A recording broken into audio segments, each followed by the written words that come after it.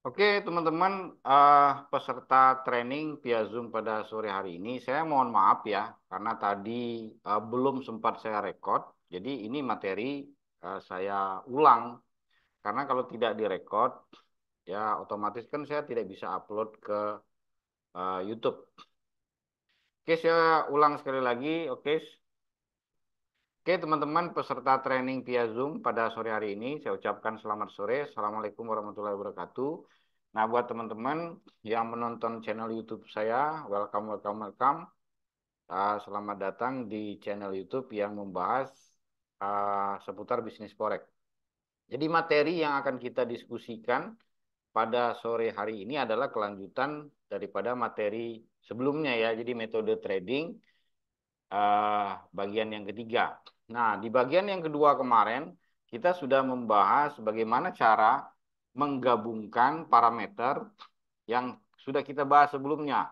Ya, jadi bagaimana cara menggabungkan antara price action, struktur market dengan support dan resisten. Nah, kemarin di video yang kedua saya sudah bahas bagaimana cara menentukan support dan resisten untuk uh, range yang lebih besar, di mana kita menggunakan time frame yang daily. Nah, mungkin saya contohkan apa yang kita bahas kemarin. Nah, kemarin kan kita sudah membahas cara menentukan area atau zona support dan resisten yang range-nya relatif besar, ya.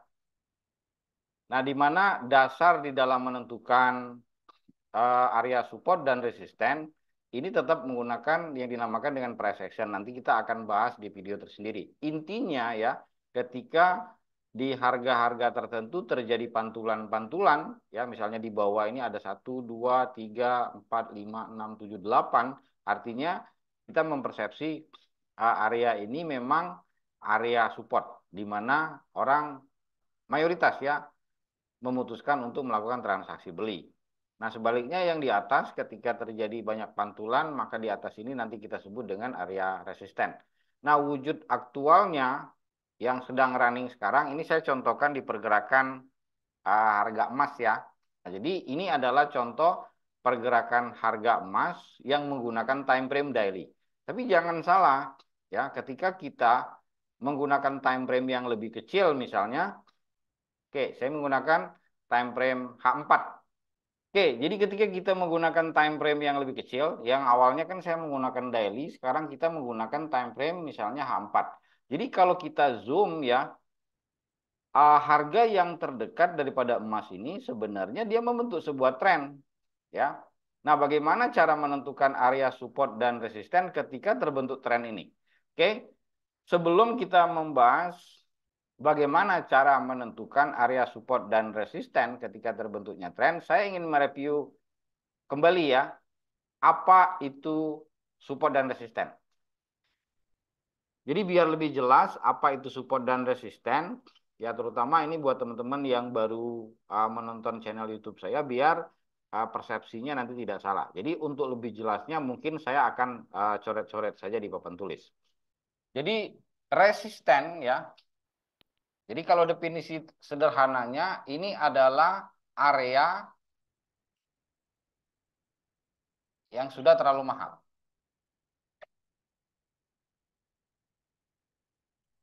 atau terlalu tinggi. Jadi bahasa simpelnya itu ya.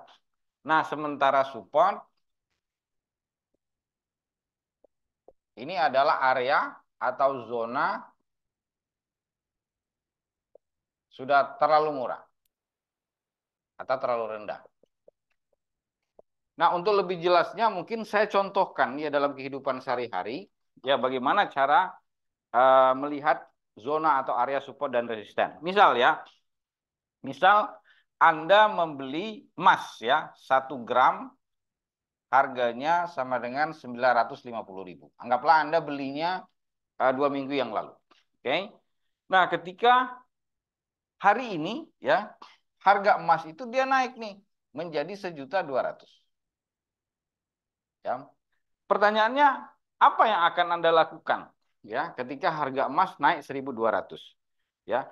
Ketika mayoritas orang mempersepsi harga ini sudah terlalu mahal, ya, mayoritas kita itu kan menjual emas yang sudah kita beli. Ya. Harga inilah nanti yang kita sebut dengan harga resisten. Jadi ketika kecenderungan ya sebagian besar orang mempersepsi instrumen keuangan atau aset dia sudah terlalu mahal, ya, maka mayoritas orang menjual asetnya atau menjual instrumen keuangannya. Saya contohkan, Anda beli emas harganya 950.000, tiba-tiba naik 1.200.000. Anda kan sudah untung berapa? 250.000. Atau Anda membeli rumah tipe 45 harganya 200 juta, tiba-tiba naik 300 juta. Kan Anda jual itu. Oke? Nah, bagaimana dengan support? Misal ya, harga emas ini 950.000 Anda beli 2 minggu yang lalu. Tiba-tiba dia naik menjadi 1.200.000, kan Anda jual. Terus 1 minggu setelahnya, harga emas ini tiba-tiba turun menjadi 800.000. Pertanyaannya, apa yang akan Anda lakukan? Mayoritas dari kita mempersepsi harga ini kan sudah terlalu murah atau sudah terlalu rendah. Ya, harga yang kita persepsi terlalu murah atau terlalu rendah inilah nanti yang kita sebut dengan zona atau area support. Antara support dan resisten inilah nanti akan membentuk yang dinamakan dengan fluktuasi harga. Nah, belakangan-belakangan konsep support dan resisten inilah yang menjadi dasar ya atau yang menjadi basic konsepnya supply dan demand. Jadi resisten ini juga kita sebut dengan area supply, sementara support ini kita sebut dengan area demand. Jadi cara menentukan support dan resisten itu mirip ya dengan cara menentukan area supply dan demand. Ya, maksudnya apa? Ketika area-area ini muncul, nah biasanya orang melakukan transaksi. Resisten atau supply, kecenderungan apa? Kecenderungan orang melakukan transaksi jual, sementara ketika terlihat area support ya atau area demand, kecenderungan orang melakukan transaksi beli. Dan itu berlaku untuk semua instrumen keuangan, ya, entah itu saham, komoditi, forex, ya, ataupun yang paling up to date itu namanya kripto. Nah, sekarang coba kita lihat aktualnya di grafik.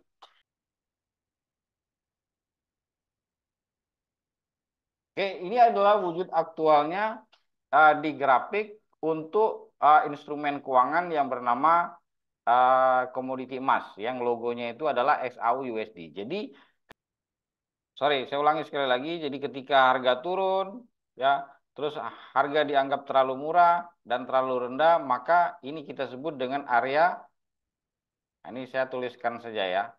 Nah, ini disebut dengan area support. Jadi di area ini dipersepsi ya permintaan terhadap komoditi emas begitu tinggi, ya, sehingga harga naik, sehingga sampai pada level tertentu harga dipersepsi sudah terlalu mahal atau terlalu tinggi, sehingga dia membentuk area yang kedua, ya, inilah yang kita sebut dengan area resisten.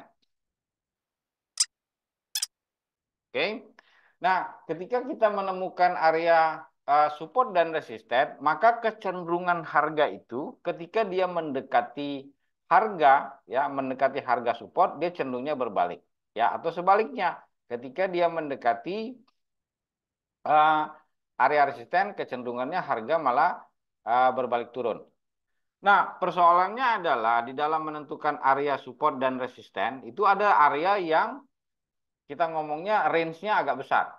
Nah, Anda bisa menentukan area support dan resisten dengan range yang lebih kecil, ya.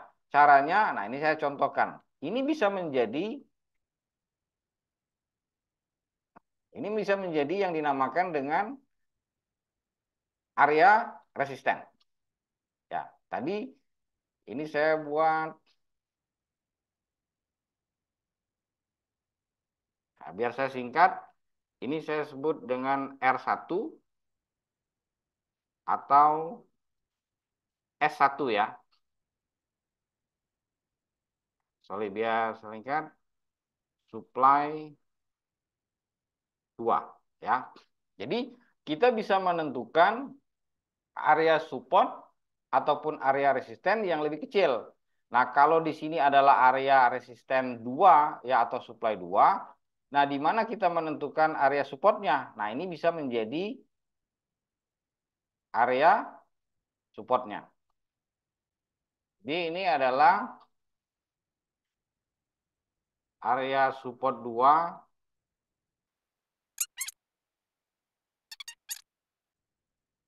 Nah, jadi di dalam menentukan area support dan resisten, ya, salah satu yang membuat sudut pandang kita berbeda itu ketika kita melihat range yang berbeda. Jadi yang saya gunakan pertama kali itu adalah untuk range yang lebih besar, ya. Nah, kita juga bisa menggunakan support dan resisten untuk area yang lebih kecil. Ini kalau sorry, kalau saya zoom, ya, antara eh, antara saya menggunakan resisten satu, ya, dengan support satu, ini range-nya berbeda ketika saya menggunakan resisten 2 dan support 2, ya. Artinya, ya, peluang kita untuk mendapatkan keuntungannya itu berbeda. Ya, jadi kalau resisten satu dan support satu itu potensi profitnya dia jauh lebih besar dibandingkan resisten 2 ataupun supply 2. Nah, sekarang begini, ya. Pertanyaan sebagian besar orang itu bagaimana cara menentukan area atau zona support dan resisten ini. Nah, suka ataupun tidak suka, ya, mau ataupun tidak mau, di dalam menentukan support dan resisten ini, pondasinya itu adalah candlestick, ya. Kalau Anda tidak paham konsep candlestick, itu akan susah sekali bagaimana cara menentukan area support dan resisten. Nah, jadi untuk lebih detailnya, materi kemarin itu saya akan review kembali bagaimana cara menentukan dasarnya dulu, ya. Dasar di dalam menentukan area support dan resisten. Nah, ini saya tulis-tulis saja. Oke, teman-teman, ya, di dalam menentukan area support dan resisten, pondasinya kan adalah candlestick. Saya contohkan, ya. Ini ada beberapa candlestick yang membentuk, ya, yang membentuk bullish trend, ya, atau membentuk trend naik. Oke, ini candle 1, 2, 3, seperti ini, ya. Oke. Nah, ketika candle yang ketiga ini, ya, persepsinya kan simple, ya. Jadi opennya di sini, close-nya di sini, ya. Jadi sempat dia reject ke bawah, sempat dia turun ke bawah, tapi ditekan oleh apa?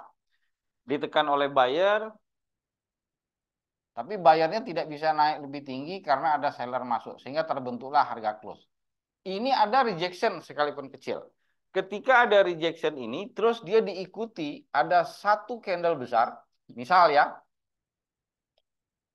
oke, satu candle besar yang warnanya langsung berbeda, ya, warnanya merah, ya, warnanya merah, ini warna hijau, ini warna merah, ini simbol naik, ini simbol turun. Candle yang satu ini, opennya di sini, close-nya di sini. Aslinya, ini dia coba bergerak naik dulu, tapi ditekan oleh seller. Oke? Ada rejection di bagian akhir candle warna hijau, terus diikuti, ya, penolakan yang begitu besar oleh candle merah ini, ya, bisa menjadi acuan di dalam menentukan area resistennya atau area supply. Nah, candlestick inilah nanti yang kita sebut dengan bearish engulfing. Maksudnya bearish engulfing itu, ya, satu candle besar menutupi candle sebelumnya. Nah, untuk materi bagaimana cara membaca candle ini nanti kita akan dibahas di video selanjutnya. Oke? Jadi ketika, ya, dalam satu tren ada candle terakhir, ada reject, terus diikuti reject yang begitu besar, ya. Nah, reject inilah akan membentuk yang dinamakan dengan zona resisten atau zona supply. Kenapa? Karena harga itu dipersepsi sudah terlalu tinggi. Ini kan naik terus nih, tinggi. Nah, ketika tinggi, ya, orang jual. Apa buktinya orang banyak melakukan transaksi jual?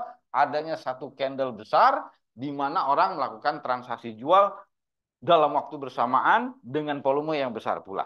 Simpel, ya. Nah, terus harga ini turun. Membentuk candle seperti ini, tren turun. Nah, terus dia naik lagi. Nah, terus dia turun lagi begitu ya.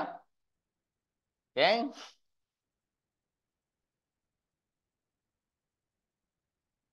Turun seperti ini. Nah, gitu. Jadi candle ini ya, ini kan mewakili, sorry, ini kalau hijau, kalau naik ini kan hijau, terus dia turun, dihajar turun lagi, terus ada satu candle seperti ini. Ini open, ini close. Kalau Anda perhatikan baik-baik, candle ini sebenarnya dia mau turun lebih jauh, tapi dihajar oleh buyer. Ya. Nah, ketika ada satu candle lain, bentuknya seperti ini. Set, ya. Jadi ini bisa dibilang hammer nggak bisa. Kenapa? Karena antara ukuran body dengan eh, ukuran apa antara ukuran body dan sumbunya sama. Tapi ketika diikuti ada satu candle, ya, bodinya kecil, bodinya kecil, rejectnya sumbunya panjang. Jadi cara membaca candle ini, opennya di sini, close-nya kan di sini. Awalnya sebelum dia naik, dia pengen, ya, bukan pengen ya. Awalnya ini turun dihajar sell, ya. Tapi ini kan kekuatan seller kan dari sini. Mau dihajar sampai bawah, tapi kenapa dia bisa ketahan sehingga membentuk satu body yang close-nya lebih tinggi dari open. Artinya ada kekuatan yang lebih besar. Ya, close ini ya, ini bisa menjadi patokan, menjadi acuan kalau di bawah ini akan menjadi, ini kelihatan nggak sih tulisan di bawah? Saya nulis-nulis di bawah itu kelihatan nggak sih? Kelihatan ya? Jadi di bawah ini bisa menjadi acuan atau menjadi patokan kita sebut dengan zona support atau zona demand. Kenapa? Karena di area ini dipersepsi harga sudah terlalu murah. Nah, jadi ini kemungkinan besar harga ini akan bergerak naik. Simpel ya. Nah, bagaimana cara menentukan area support dan resisten yang berbasickan candlestick ini nanti kita akan bahas di video-video selanjutnya. Maksudnya di materi edukasi selanjutnya. Ini harga turun terlalu jauh, terus ya muncul satu candle ya yang mirip seperti inverted hammer. Nah, terus muncul satu candle besar yang mengcover tiga candle ini. Ya, ini yang disebut dengan bullish engulfing. Jadi zona di bawah ini dipersepsi uh, sebagai zona demand ya atau zona support. Terus harga bergerak naik. Oke. Ini yang saya contohkan tadi. Jadi ada satu candle warna hijau di reject, ya terus dia muncul ya satu candle yang mirip seperti shooting star, ya. Nah ini bisa menjadi area atau zona resisten, ya atau yang disebut dengan zona supply. Nah sebaliknya di dalam menentukan uh, area support dan resisten untuk yang lebih kecil, ini juga bisa dijadikan acuan. Nah, bagaimana cara menentukan ini sama ya konsepnya dengan candlestick. Jadi ada orang yang membantah, oh Bapak menarik konsep, Bapak menarik zona atau area itu kan karena sudah terjadi. Bagaimana kalau belum terjadi?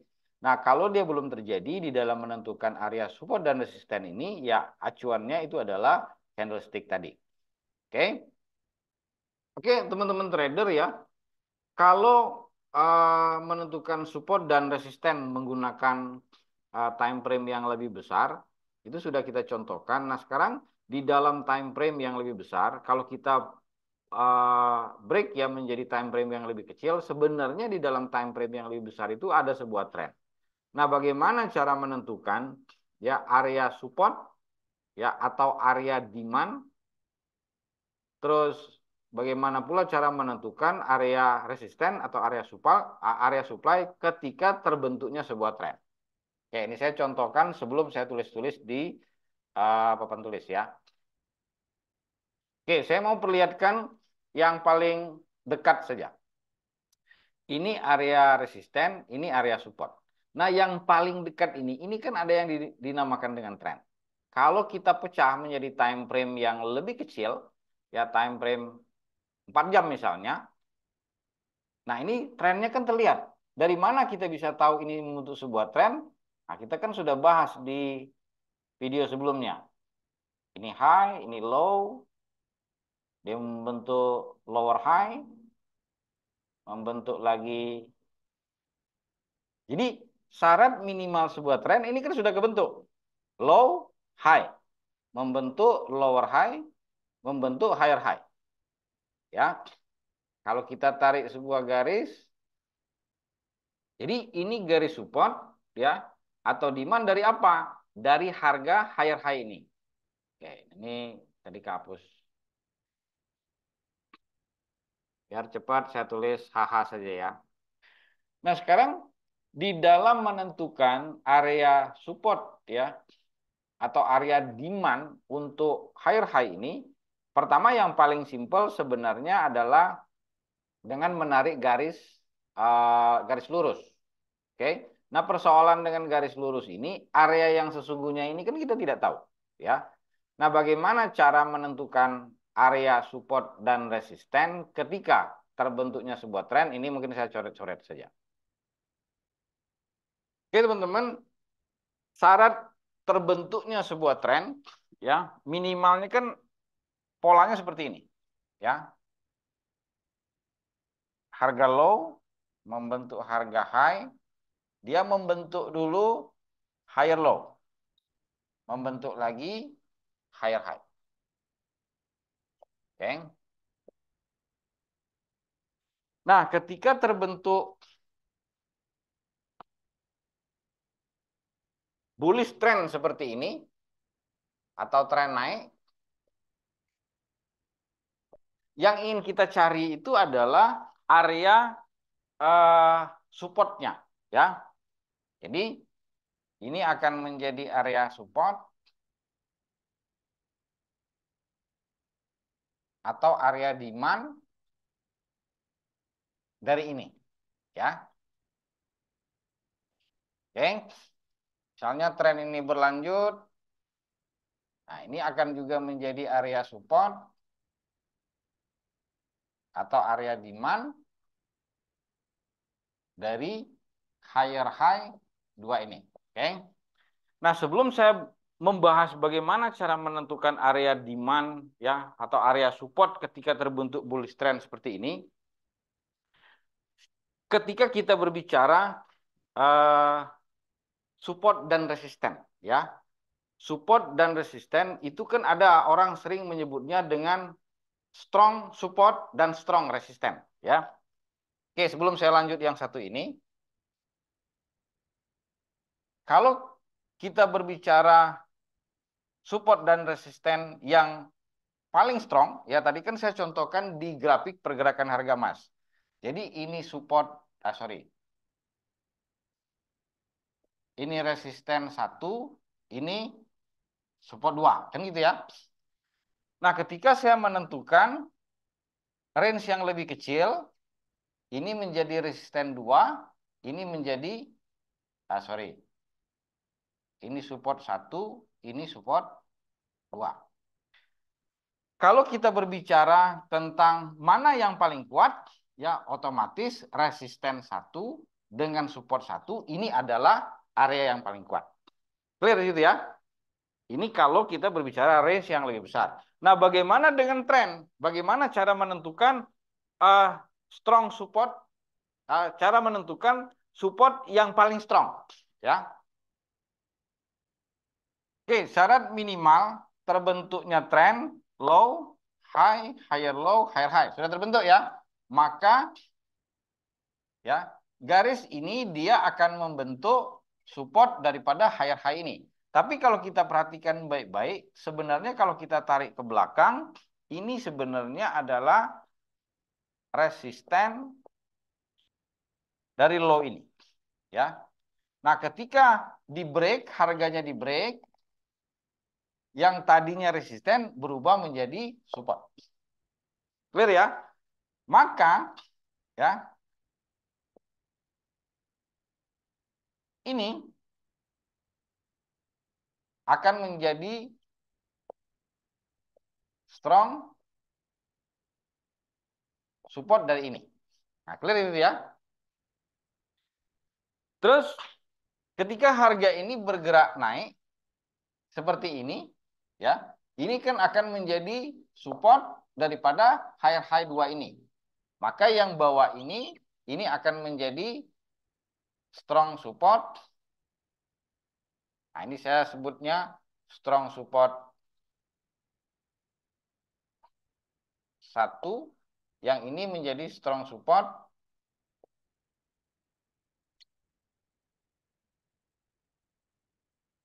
2. Nah, gitu.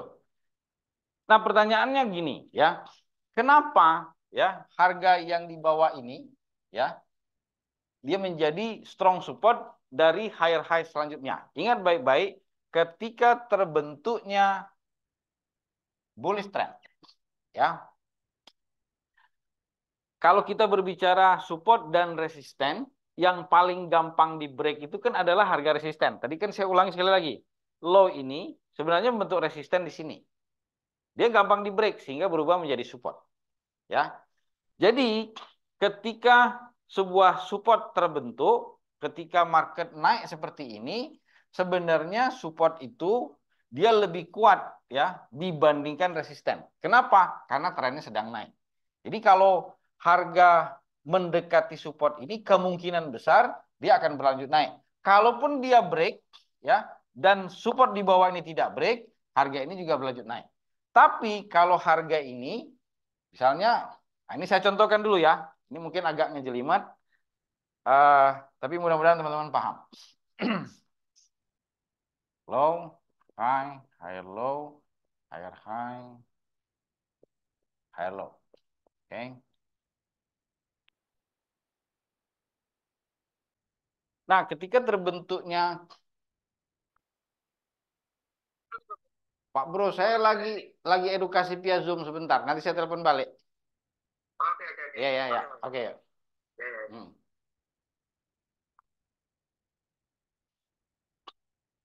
Sorry teman-teman, tadi bos saya dari Jakarta telepon. Oke, saya ulangi sekali lagi. Ya, ketika terbentuknya bullish trend seperti ini, kan konsep basicnya, syarat minimalnya itu kan 4 kolom ini. Ya,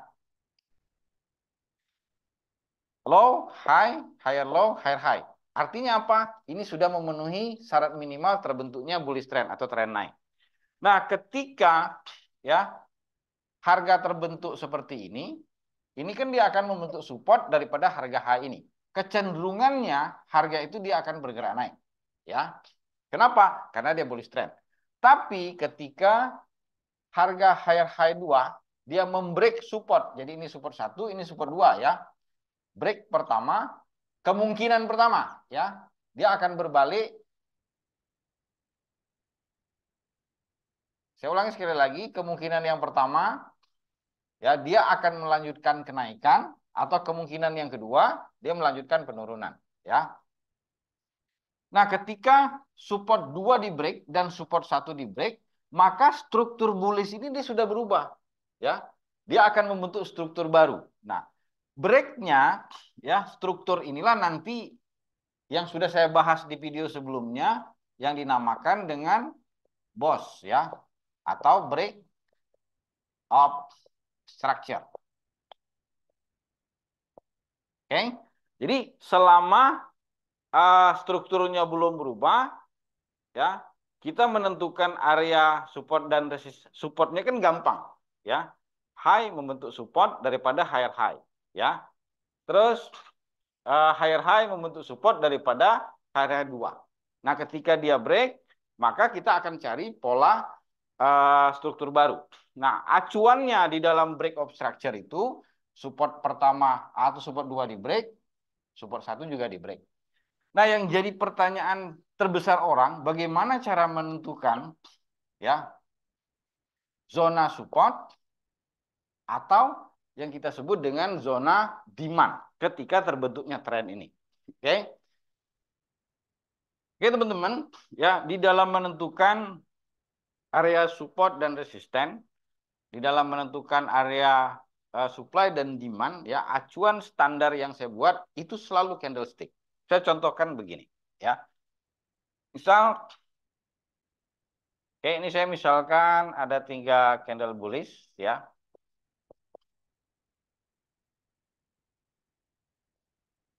Oke, jadi saya ilustrasikan ini adalah low-nya, ini adalah high-nya ya. Nah, di candle yang satu ini tidak ada rejection sama sekali, tapi harganya turun. Ya, dia membentuk candle merah kecil seperti ini.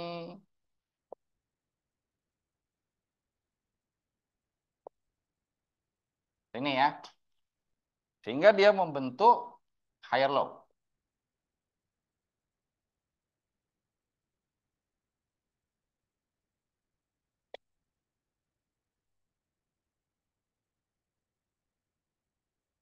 Oke, sehingga dia membentuk higher high. Jadi syarat minimal terbentuknya sebuah tren kan sudah terjadi. Nah, di sini ya cara saya menentukan zona ya atau area supportnya di mana. Ini yang jadi saya jadikan acuan. Jadi ini kan ada rejection. Jadi awalnya candle ini kan opennya di sini, close-nya di sini. Sebelum dia turun, sebenarnya candle ini mau naik dulu. Jadi dari candle ini dia mendorong ke atas, tapi ditolak. Ya. Jadi adanya reject, ya maksudnya penolakan sebelum ya market ini turun, inilah yang menjadi zona atau area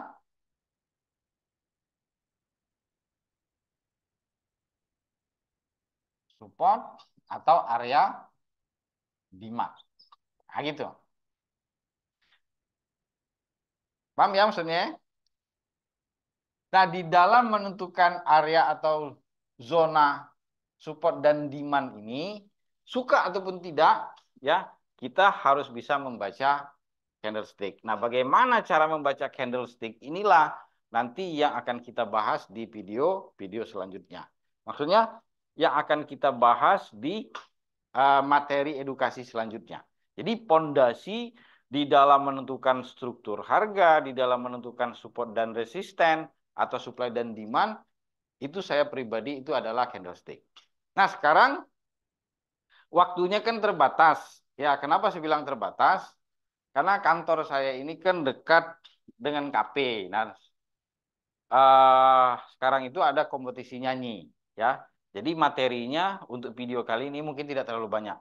Tapi ya, yang ingin saya pertegas di sini adalah ketika kita sudah menemukan area-area seperti ini, di mana kita menentukan transaksi beli atau transaksi jualnya, kan gitu.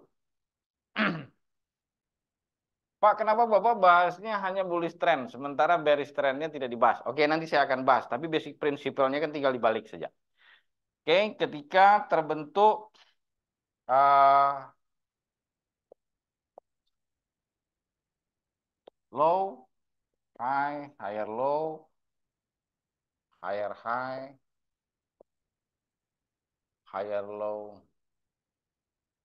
Oke, ini 1, ini 2. Ya, ini 1. Ini, ya, area ini dia akan menjadi area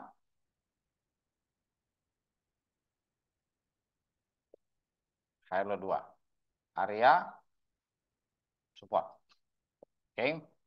Nah, ketika terbentuknya area seperti ini, ada 3 kemungkinan ya yang akan terjadi ya. Oke, ini saya bahas. Kemungkinan yang pertama, tren berlanjut. Berlanjutnya itu mengenalinya gampang. Ketika dia mendekati area support dan harga berbalik kembali, nah begini ya, Anda bisa melakukan entry di sini. Ya, jadi kalau bullish, ya ini disebut dengan entry buy. Oke. Di bawah ini, inilah area. Saya ulangi sekali lagi. Harga turun mendekati area support atau area demand, terus dia bergerak naik sedikit, Anda boleh melakukan transaksi buy. Nah, bagaimana cara menentukan dia naik sedikit? Nah, kembali lagi nanti ke candlestick. Ya, tetap fondasinya semuanya adalah candlestick. Nah, di mana kita menetapkan area stop loss-nya? Stop loss-nya itu jangan di area support, tapi justru di bawah supportnya. Ya, jadi kalau supportnya range-nya agak besar, ya suka ataupun tidak, Anda harus meletakkan supportnya itu, maksudnya Anda harus menetapkan stop loss-nya ya juga agak besar. Kenapa harus agak besar? Ya mungkin buat teman-teman yang pernah trading kan sering ngalamin ketika entry, ya stop loss-nya dijilat, ya terus harga berbalik lagi. Kenapa? Karena Anda menetapkan stop loss-nya di area-area support. Ini kemungkinan yang pertama. Nah, kemungkinan yang kedua, ya, terjadi boss ya. Maksudnya struktur ini, area support ini di break ya. Break of structure. Kemungkinan yang kedua ya.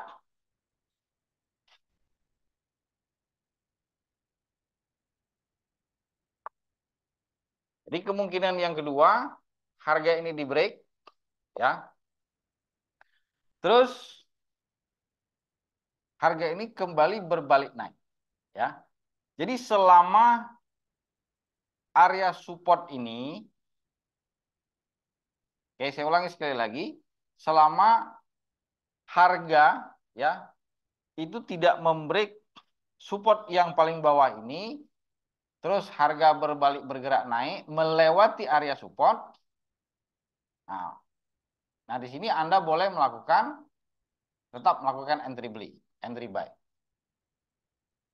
Nah, gitu. Nah, pertanyaannya, stop loss-nya di mana? Nah, stop loss-nya di sini. Gitu.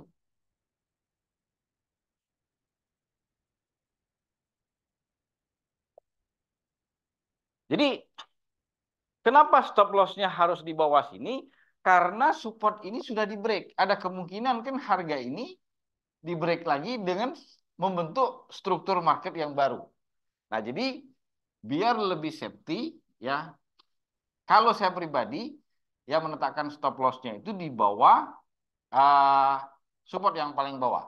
Atau minimal Anda menempatkan stop loss-nya di bawah low ini. Jadi ada dua opsi ya.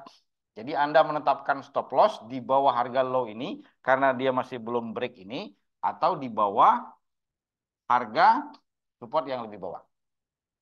Jadi ketika dia bergerak naik seperti ini, dia akan membentuk support yang baru, ya.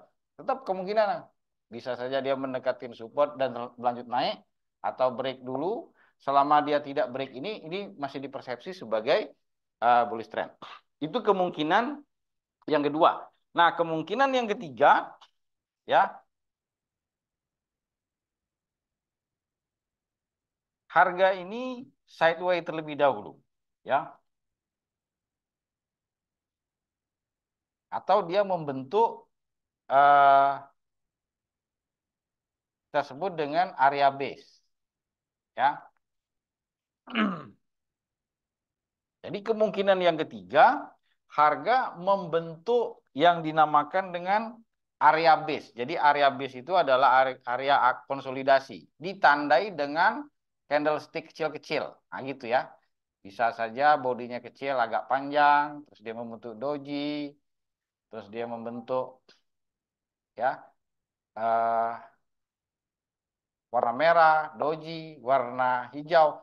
Tapi ya ada satu kesamaan daripada market sideways ataupun base ini, baik volume maupun rejectionnya itu dia kecil-kecil. Nah, konsolidasi ini jangan pernah transaksi. Kenapa? Karena belum tahu ada kemungkinan harga ini malah berbalik arah, ya maksudnya strukturnya benar berubah atau dia akan melanjutkan kenaikan. Kan gitu. Nah, apa yang saya jelaskan ini, ya kita lihat secara langsung di uh, marketnya. Kebetulan yang membentuk pola seperti ini itu ada di harga komoditi emas. Kita lihat ya. Oke, ini saya gambarkan terlebih dahulu trennya. Low, dia membentuk higher low, membentuk higher high, membentuk lagi higher low.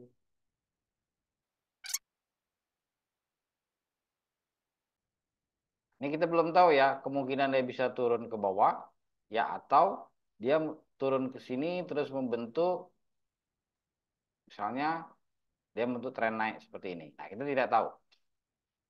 Nah, sekarang yang ingin saya perlihatkan ke teman-teman ya, ini kalau kita zoom, oke, dimulai dari sini, ini menjadi area, nah ini areanya. Sorry. Ini menjadi area support atau area demand yang pertama. Kenapa saya katakan ini area demand yang pertama? Karena dari dua candle ini, dia naik, terus di reject, ya baru lanjutkan ke naik lagi. Nah, dari mana kita bisa tahu ya kalau ini benar-benar menjadi area supportnya? Nah, coba kalau kita perkecil dengan time frame yang ini kan 4 jam, kita perkecil menjadi 15 menit. Oke, pertama di area ini ya. Jadi ini market naik, di reject. Nah, inilah yang menjadi acuan di dalam menentukan area supportnya ya. Ini juga ada reject. Nah, ketika harga ini juga turun jauh, di reject juga sebelum dia naik lagi. Nah, kembali lagi. Tadi kan saya mengatakan ketika terbentuk apa bullish trend ya, struktur market bullish seperti ini, kan ada tiga kemungkinan. Kemungkinan yang pertama dia mendekati harga atau area support ya, dia akan bergerak naik, melanjutkan kenaikan ya. Kemungkinan yang kedua dia break, terus dia melanjutkan kenaikan, atau kemungkinan yang ketiga dia ranging terlebih dahulu. Nah, dari pola harga ini kan terlihat nih ya, dia mendekati area support atau area demand, dia melanjutkan kenaikan. Sehingga membentuk apa? Dia membentuk area atau zona support yang kedua. Nah, ini kita gambarkan lagi. Nah, area atau zona support yang kedua ini, saya gambarnya lebih besar. Kenapa? Karena rejectionnya besar. Jadi penolakannya besar. Nah, ini masih kemungkinan yang pertama. Ya, kemungkinan yang pertama, dia mendekati harga support, dia melanjutkan kenaikan, sehingga membentuklah area support atau demand yang ketiga ya. Ini menjadi area yang ketiganya. Untuk pola seperti ini memang relatif mudah ya sebenarnya.